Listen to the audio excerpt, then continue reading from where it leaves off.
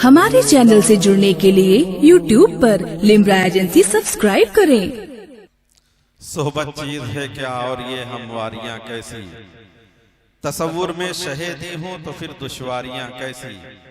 नबी के इश्क में मरना, नबी के इश्क में जीना, अगर ये काम मिल जाए तो फिर बेकारियां कैसी। नबी के इश्क में मरना, नबी के इश्क में जीना, अगर ये काम मिल जाए तो फिर बेकारियां कैसी। मोहतरम हजरात,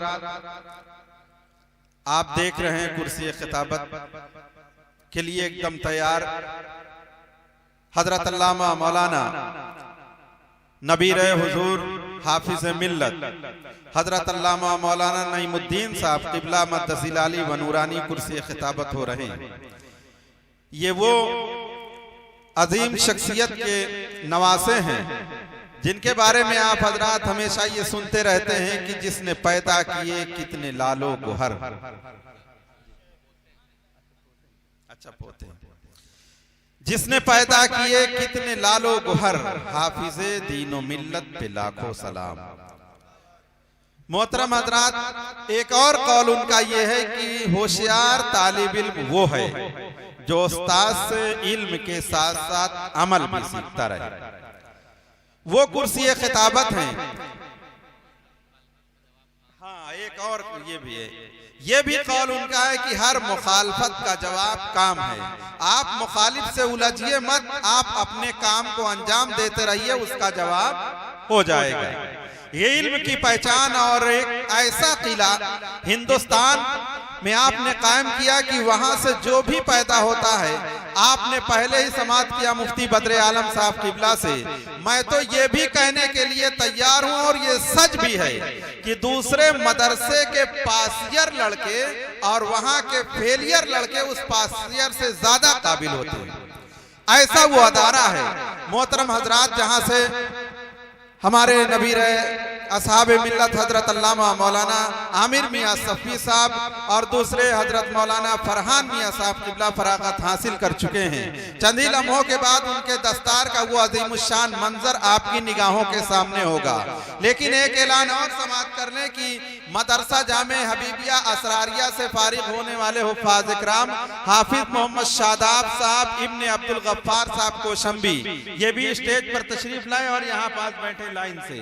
दूसरे हाफिज मोहम्मद याकूब, तीसरे हाफिज मोहम्मद अहमद साहब, चौथे हाफिज मोहम्मद जुनैद साहब, पांचवें हाफिज मोहम्मद अहमद रजा इब्ने क़यामुद्दीन कोशंबी। ये लोग आगे बैठ जाएं। इनकी भी ये अपने ही यहाँ मदरसे से हिफ्ज़ में फारिग हुए। इंशाअल्लाह ताला चंद ही लम्हों के बाद इन हजरात के दस्तार के बाद उनकी भी दस्तार बंदी होगी। आप हजरात वो अजीमुशान मंजर अपनी निगाहों से समाप्त करेंगे। मोहब्बत से नारा लगाएं, नारे तकबीर। आले रसूल के सामने रसूल पाक की गुफ्तगू होगी, इनके घर की बात होगी और मुझे उम्मीद नहीं, यकीन है कि आज यहाँ जो बात हो जाएगी उसकी यहाँ से तस्दीक हो जाएगी, तो फिर वो मेरे लिए एक अजीम सनद बन जाएगी। फिर हिंदुस्तान में कहीं भी बोलूँगा मैं बेफिक्र के साथ बोलूँगा। दुरूद पाक पढ़े, अल्लाहुम्मा सल्ली अला सय्यदना व शफीना हबीबना मौलाना मुहम्मद मुबारक वसल्लिम सलातु व सलामुन अलैका या रसूलल्लाह अस्सलातु व सलामु अलैका या हबीबल्लाह। मुझसे पहले उस्ताद गिरामी हज़रत अल्लामा मौलाना मुफ्ती बद्र आलम साहब क़िबला मद्दज़िल्लहु नूरानी, मुफ्ती अल जामिअतुल अशरफिया मुबारकपुर, जो आपके सामने अजीम खिताब फरमा रहे थे। हजरत के दो चार जुमले मुझे याद हैं, उन्हीं जुमलों की रोशनी में थोड़ी देर मैं गुफ्तगू करना चाहता हूँ। हजरत ने फरमाया था, बता रहे थे कि शोरा जब नात पढ़ते हैं, नात सुनाते हैं, तो वो हम और आप आवाज़ देखते हैं, तरन्नुम देखते हैं, तर्ज देखते हैं। हमें इसकी ज़रूरत नहीं है, बल्कि हमें ये देखना चाहिए कि वो नाते नबी पढ़ रहे हैं। सच्चाई ये है, हकीकत ये है कि दीवाने को इससे गरज नहीं होता कि मेरे महबूब का कौन जिक्र कर रहा है, वो तो बस इतना जानना चाहता है कि जिक्र किसका हो रहा है, किसका जिक्र हो रहा है, सिर्फ वो जानता है। और दीवाना अपने महबूब के जिक्र से उसके दिल को जो करार मिलता है, सुकून मिलता है, आंखों को ठंडक मिलती है, दिल को इत्मीनान मिलता है, जो चैन मिलता है, वो सच्ची मोहब्बत की दलील हुआ करती है। क्योंकि दीवाना हमेशा चाहता है कि मेरे महबूब का जिक्र होता रहे, महफिल हो तो जिक्र हो, तन्हाई हो तो जिक्र हो, कोई ना कोई बहाना हो, मेरे महबूब का जिक्र होता रहे। इसीलिए मजनू जो है रेत पर लैला लैला लिख के मिटा रहा था, तो किसी ने पूछा था कि ये क्या कर रहे हो, लैला लिखते हो मिटा देते हो, लिखते हो मिटा देते हो। तो मजनू ने कहा था मोहब्बत की है कभी तूने, पहले मोहब्बत कर ले, फिर उसके बाद तो इसका मतलब समझ जाएगा। तो उसने कहा कि मैंने मोहब्बत तो नहीं की है, मगर ये राज तो मुझे समझा दे कि तू लिखता है और मिटा देता है। तो मजनू ने कहा था तुझे मालूम नहीं है, मैं जब लैला लैला लिखता हूँ तो मेरे दिल को करार मिलता है, सुकून मिलता है। हजरत मौलाना रूम अलैहिर्रहमा इसी को नकल करने के बाद कहते हैं कि लैला का नाम लिखने से अगर मजनू को करार मिलता है, तो अहमद मुख्तार का नाम लिखने से दीवानों को करार मिलता है, दीवानों को मोहब्बत मिलती है, दीवानों को सुकून। नारे तकबीर, नारे रिसालत, हुजूर साहिबे सज्जादा, हुजूर साहिबे सज्जादा। और हजरत बात मोहब्बत की आई है तो एक बात और बताता चलूं कि मोहब्बत का एक तकाजा ये भी हुआ करता है कि कभी जो है अपने महबूब में वो ऐब नहीं तलाशा करता है। सच्ची मोहब्बत की दलील ये हुआ करती है कि अगर जिससे मोहब्बत है तो उससे वो प्यार करता है, अगर उसके अंदर ऐब भी होता है तो वो ऐब नहीं देखा करता है, बल्कि उस ऐब को भी हुनर समझा करता है, उस ऐब को भी फन समझा करता है। जैसे माँ को अगर अपने बेटे से सच्ची मोहब्बत होती है तो बेटा चाहे कितना ही काला कलौटा हो, लेकिन वो चांद का टुकड़ा ही कहा करती है, चांद का टुकड़ा ही कहा करती है। अगर उससे मोहब्बत है तो कभी वो उसके अंदर ऐब नहीं तलाश सकती है। जब मजनू को लैला से मोहब्बत हुई थी तो बादशाह वक्त को इत्तला मिले, क्योंकि मजनू कोई आम आदमी, कोई आम घराने का इंसान नहीं था। मजनू शाही खानदान का रहने वाला था, शाही खानदान का जवान था। जब बादशाह वक्त को ये इत्तला मिली कि मजनू कैस जो है एक लड़की का दीवाना हो गया है, तो बादशाह ने सोचा मैं भी तो जरा देखूं उस लड़की में क्या हुस्न है, क्या जमाल है, कौन सी ऐसी खूबी है जिसकी बुनियाद पर शाही खानदान का जवान एक आम लड़की का दीवाना बन गया है। कैस का नाम बदलकर उसका मजनू पड़ गया है, जरा उस लड़की को एक झलक मैं भी तो देखूं। बुलाया गया, लैला को हाजिर किया गया। लैला नकाब में थी, जब नकाब में थी बादशाह ने कहा कि नकाब हटा दो। जब नकाब हटाया गया है तो बिल्कुल एक काली कलोटी लड़की उसके अंदर से निकलती है। तो मजनू ने कहा कि ए लैला, तेरे अंदर तो कोई हुस्न नहीं है, कोई जमाल नहीं है, तेरे अंदर कोई खूबी नहीं है, तुझसे खूबसूरत तो मेरी लौंडियां हैं, तुझसे खूबसूरत तो मेरे घर झाड़ू लगाने वाली है, तुझसे खूबसूरत तो मेरी नौकरानियां हैं, फिर क्या वजह है कि मेरा जवान जो है तेरा दीवाना हो गया है। तो लैला ने उस वक्त एक जवाब दिया था, ए बादशाह वक्त, तू जो मुझे देख रहा है बादशाह की निगाह से देख रहा है, मजनू की निगाह से देख तो मेरा हुस्न भी देखेगा, मेरा जमाल भी देखेगा, मेरा हुस्न भी दिखाई देगा, मेरा जमाल भी दिखाई देगा। मौलाना रूम अलैहिर्रहमतुल्लाह व रिजवान ने इस हिकायत को बयान किया है और लिखने के बाद आगे लिखते हैं कि अगर लैला के हुस्न को देखने के लिए, लैला के जमाल को देखने के लिए मजनू की निगाह चाहिए तो मेरे नबी के जमाल को देखने के लिए अबू बकर की निगाह चाहिए, उस्मान की निगाह चाहिए, अली की निगाह चाहिए, इमाम आजम की निगाह चाहिए, गौसे आजम की निगाह चाहिए, मुजद्दिद आजम आला हजरत की निगाह चाहिए। और जब ये निगाह देखती है तो पुकार के कहती है कि तेरी नस्ल पाक में है बच्चा बच्चा नूर का, और तू है नूर, तेरा सब घराना। बेशक, सुभान अल्लाह, सुभान अल्लाह, सुभान हक है। वाह वाह वाह, बेशक बेशक, सुभान अल्लाह, सुभान अल्लाह। मेरे अजीज दोस्तों और बुजुर्गों, तो मैं ये कह रहा था कि जब अगर मोहब्बत होगी तो कभी ऐब नहीं तलाशा जा सकता, कभी ऐब नहीं ढूंढा जा सकता। और हम जिससे मोहब्बत करते हैं, हम जिस नबी से मोहब्बत करते हैं, वहाँ ऐब ढूंढने की क्या बात है, वहाँ ऐब ही की क्या बात है, वहाँ तो ऐब का गुमान भी नहीं है। जिसे मेरा मुजद्दिद यूं कहता है, वो कमाले हुस्ने हुजूर है कि गुमाने नक्श जहां नहीं, यही फूल खार से दूर है, यही शम्मा है कि धुआं नहीं। दरूद पाक पढ़ें, अल्लाहुम्मा सल्ली अला सय्यदना व शफीना हबीबना मौलाना मुहम्मद व बारिक वसल्लम सलातु व सलामुन अलैका या रसूल अल्लाह। बात मोहब्बत की आई है, अकीदत बहुत हुआ करती है, और जिससे सच्ची मोहब्बत हुआ करती है हमेशा उसकी पसंद को तलाशा जाता है, उसकी पसंद को ढूंढा जाता है, उसको देखा जाता है कि मेरे पीर की पसंद क्या है। मुरीद ये तलाशता रहता है कि मेरे पीर की पसंद क्या है, मेरा पीर पसंद क्या करता है, क्योंकि मोहब्बत की सच्ची दलील ये हुआ करती है। जरा आइए, जब मोहब्बत पसंद की बात आई है तो मदीने की गली की सैर करते हैं। आओ मदीने चलते हैं। एक गली में मेरे आका करीम नबी करीम सल्लल्लाहु ताला अलैहि वसल्लम एक गली से गुजर रहे थे। आका उस गली से जब गुजर रहे थे, उस गली में एक नया मकान देखा मेरे आका ने, और मेरे आका ने जब उस मकान को देखा है तो साथ में एक सहाबी रसूल भी थे, उनके गुलाम भी थे। उनसे पूछते हैं कि ये मकान किसका है। वो सहाबी जो साथ में थे वो कहते हैं, या रसूल अल्लाह, ये फला मदीने के फला अंसारी का मकान है। आका करीम ने कुछ भी न कहा, खामोशी से आगे बढ़ गए, लेकिन चेहरे से ये उन सहाबी रसूल ने अंदाजा लगा लिया कि मेरे आका को ये मकान पसंद नहीं आया है, मेरे आका को ये मकान पसंद नहीं आया है। आसार ऐसे नमूदार हुए, चेहरे से इजहार ऐसे हुआ कि आका ने वो मकान पसंद नहीं किया है।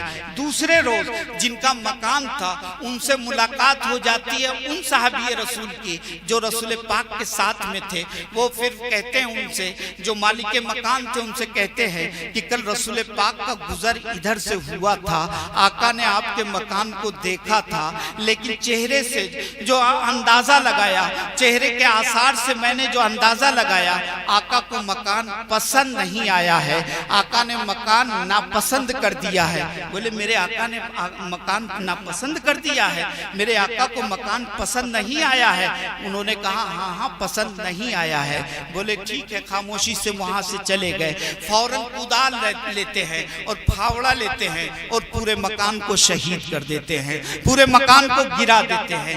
3 दिन के बाद फिर आका करीम का गुजर उस रास्ते से होता है, तो मेरे आका ने देखा कि 2-3 दिन पहले गुजरा था मैं इधर से, तो मकान मौजूद था, नया मकान खड़ा था, और आज गुजर रहा हूं तो मकान को शहीद कर दिया गया है, मलबा पड़ा हुआ है। आका करीम ने मालिक मकान को बुलाया, उन अंसारी सहाबी को बुलाया और पूछा कि मैं जब चंद रोज पहले गुजरा था तो मकान खड़ा था, अब ये मलबा खड़ा है, जरा जवाब सुनो मुसलमानों और कुर्बान जाओ सहाबी रसूल पे। वो सहाबी रसूल कहते हैं, या रसूल अल्लाह, मैंने सुना था कि मेरे आका को पसंद नहीं है, मैंने सुना था कि मेरे आका को पसंद नहीं है। या रसूल अल्लाह, जो मेरे आका को पसंद नहीं है वो मुझे भी पसंद नहीं है, इसलिए मैंने उस घर को शहीद कर दिया और गिरा दिया है, क्योंकि मेरी पसंद नहीं है। असल पसंद तो या रसूल अल्लाह आपकी पसंद है। जो आपको पसंद है वो गुलाम को पसंद है, जो आपको ना पसंद है वो गुलाम को भी ना पसंद है। जो मेरा मकान आपको पसंद नहीं तो मुझे भी पसंद नहीं, इसलिए मैंने इस मकान को गिरा दिया है। पसंद का नाम ये है, मोहब्बत इसको कहते हैं। मेरे अजीज दोस्तों और बुजुर्गों, अगर मोहब्बत करनी है और सच्ची मोहब्बत करनी है और सच्ची मोहब्बत की है तो अपने महबूब का जिक्र करते रहो, अपने महबूब को याद करते रहो, तभी मोहब्बत दलील बना करती है। और जब उस किसी से मोहब्बत की है, और मोहब्बत की भी क्यों जाती है, उसके भी 4 दायरे होते हैं। वक्त कम है, मैं इसलिए सिर्फ एक बयान करके रुखसत हो रहा हूँ कि एक सबसे जो अहम दायरा है, मोहब्बत सिर्फ इसलिए की जाती है, हुस्न और जमाल की बुनियाद पर मोहब्बत की जाती है। हुस्न की बुनियाद पर मोहब्बत होती है। जमाल देखा, हुस्न देखा, मोहब्बत हो जाती है। मेरे अजीज दोस्तों और बुजुर्गों, अगर मोहब्बत ही करनी है हुस्न की बुनियाद पे ही होती है तो आओ मदीने चलते हैं। उससे जरा हंसी जरा मुझे बताओ, उससे ज्यादा हंसी कहाँ है? वो हुस्न वाला है जिसके हुस्न के सदके में हजरत यूसुफ को हुस्न मिला है, जिसके हुस्न के सदके में कायनात को हुस्न मिला है, जिसके हुस्न के सदके में जन्नत को हुस्न मिला है। और ये जितने भी हुस्न नजर आ रहे हैं ये उसी हुस्न का सदका है। अगर मोहब्बत हुस्न की बुनियाद पे करनी है तो चलो मदीने वाले की बारगाह में और उस हुस्न से मोहब्बत करो जिस हुस्न को जवाल नहीं है। दुनिया का हुस्न तो मरते ही मिट जाता है, लेकिन वो हुस्न वो है कि जब कभी भी खत्म नहीं होगा, बल्कि यहाँ भी काम देगा। और वो हुस्न आपको कब्र में भी काम देगा। कब्र की काली कोठरी में वही हुस्न आपको रोशनी अता फरमाएगा, उसी काली कोठरी में रोशनी अता फरमाएगा। मोहब्बत करनी है तो हुस्न की बुनियाद पर अगर मोहब्बत करनी है तो अपने आकाए करीम नबी करीम की बारगाह में चलो। हज़रत हसन बिन साबित फरमाते हैं कि एक बार मेरे आकाए करीम जो है चादर ओढ़े हुए, काली चादर ओढ़े हुए आराम फरमा रहे थे। चेहरे मुबारक खुला हुआ था, चौदहवीं का चांद आसमान पे आबोताब के साथ चमक रहा था। मैं कभी आसमान के चांद को देखता, कभी अपने नबी के चेहरे को देखता। एक वक्त दिल में ख्याल आया कि मेरे नबी का चेहरा खूबसूरत है या ये चांद खूबसूरत है। दिल ने उसी वक्त पुकार के कहा, हसन तुम किस चांद की बात कर रहे हो? इस चांद को अगर चांदनी मिली है, इस चांद को हुस्न मिला है तो इसी चेहरे का सदका है। ये चेहरा सा मेरे चांद से ज्यादा हसीन है, ये चेहरा हसीन है, चांद से ज्यादा खूबसूरत है। हजरत अबू हुरैरा का गुजर होता है। हसन बिन साबित कहते हैं, अबू हुरैरा मैंने इतना हसीन चेहरा नहीं देखा है। तो अबू हुरैरा का जवाब था, हे हसन देखते कहां से? किसी माँ ने इतना हसीन चेहरा जना ही नहीं है, किसी ने पैदा ही नहीं किया है कि तुम इससे ज्यादा हंसी देखोगे। ये तो एक पैदा हो गया है, अब न इससे ज्यादा हंसी आने वाला है, न इससे पहले कभी आया है। अगर हुस्न की बुनियाद पे मोहब्बत करनी है तो मदीने में चलो और उस हुस्न वाले से मोहब्बत करो। एक वाकया सुनाता हूँ।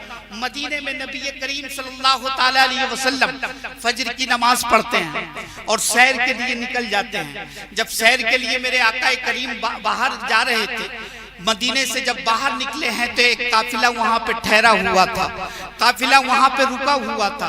काफिले के चंद लोग बाहर खड़े थे और उनके ऊंट भी बंधे हुए थे।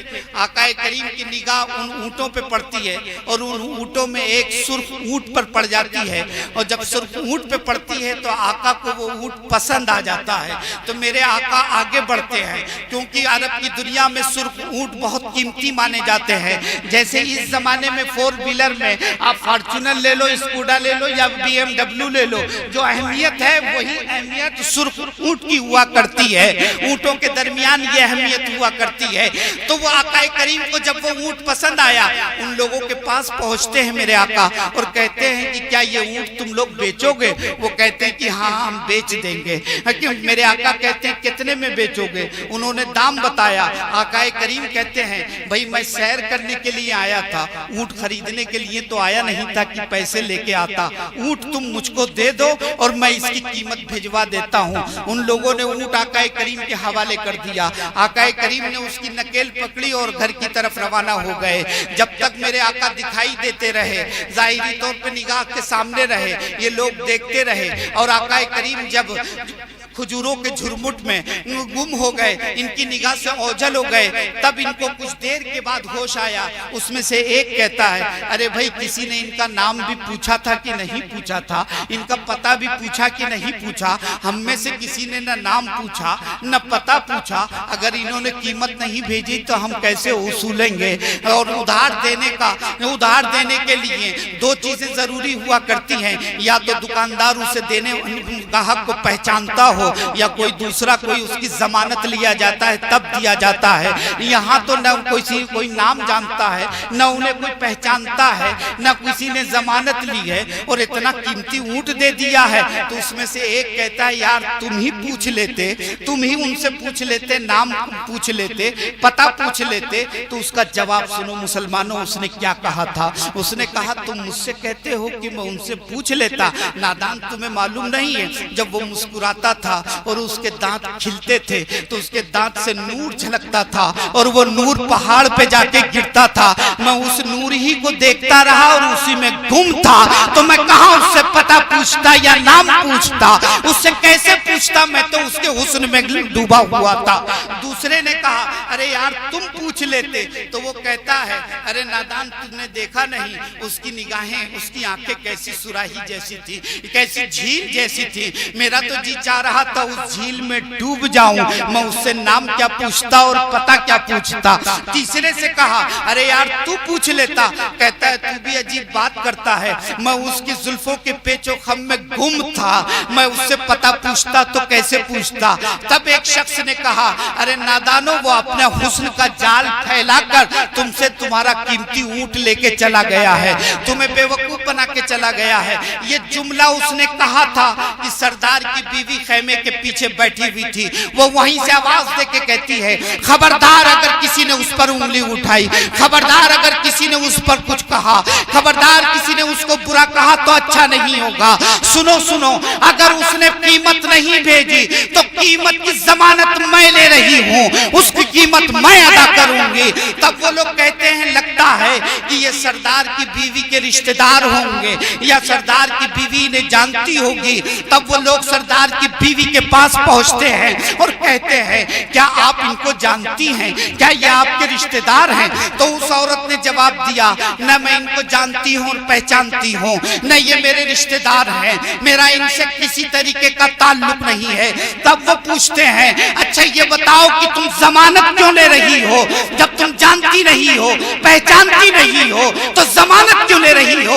उसका जवाब सुनो मुसलमानों, उसने कहा कि नादानो तुमने उसके खूबसूरत चेहरे को नहीं देखा है, इतना हसीन चेहरे वाला और इतने हुस्न वाला कभी झूठ नहीं बोल सकता है और न कभी किसी को धोखा दे सकता है। उसके हुस्न की बुनियाद पर मैं जमानत लेती हूँ, अगर उसने पैसे नहीं भेजे तो कीमत मैं अदा करूंगी। जब अभी ये गुफ्तगू चल रही थी कि आकाए करीम के दो साहबी रसूल वहां पहुंचते हैं और पूछते हैं मेरे वो साहबी रसूल कि हमारे आका किससे ऊंट ले गए थे। वो कहते हैं कि ऊंट हमसे ले गए थे। तब वो कहते हैं कि लीजिए ये कीमत भेजी है, ये पैसा भेजा है, ये कीमत ले लीजिए और ये कुछ खजूरें भेजी हैं, इस खजूरों को खा लीजिए, आपकी ज़ियाफत के लिए भेजा है, आप इनको नोश फरमा लीजिए। तब वो काफिला जुट कर क्या जवाब देता है, वो कहता है अब तक तो हमने ऊंट बेचा था, अब हम अपने आप को बेचना चाहते हैं, अब हम अपने आप को बेचना चाहते हैं, अब हम अपने आप को बेच रहे हैं। जरा उस खरीदार का पता तो बता दो, हम जाते हैं उसके डेरे पर और अपने आप को बेचना चाहते हैं। साहबी रसूल उनको लेकर गए हैं, मस्जिद नबी शरीफ के पास जब लेकर पहुंचते हैं, आकाए करीम ने देखा कि वो लोग आ गए हैं। आका करीम मस्जिद नबी के बाहर आते हैं और बाहर आकर कहते हैं मेरे आका अरे तुमने तकलीफ क्यों की, मैंने तो पैसे पहले ही भेज दिए। शफीना हबीबना मौलाना मोहम्मद मुबारक वसल्लम सलातुम व सलामुन अलैका या रसूल अल्लाह। तब काफिले वालों से मेरे आका ने कहा कि कीमत तो मैंने भेजी दी थी, आप लोगों ने तकलीफ क्यों की, आपने ये तकलीफ क्यों उठाई। तो अब काफिले के लोग कहते हैं पहले आपने ऊंट खरीदा था, अब हमको भी खरीद लीजिए, अब हम अपने आप को बेचने के लिए आए हैं, अब हम यहाँ से नहीं जाएंगे, आप अपने कदमों में जगह अता कर दीजिए, अब हम जिंदगी भर हमेशा यही रहेंगे। मेरे आका ने कहा ठीक है जब तुम्हारी यही मर्जी है। अब वो कहते हैं कि अब हमको कलमा पढ़वाइए और अपने दामन से वाबस्ता करवा लीजिए, कर लीजिए। आकाए करीम ने सबको कलमा पढ़वाया और सब कलमा पढ़ के इस्लाम में दाखिल हो गए।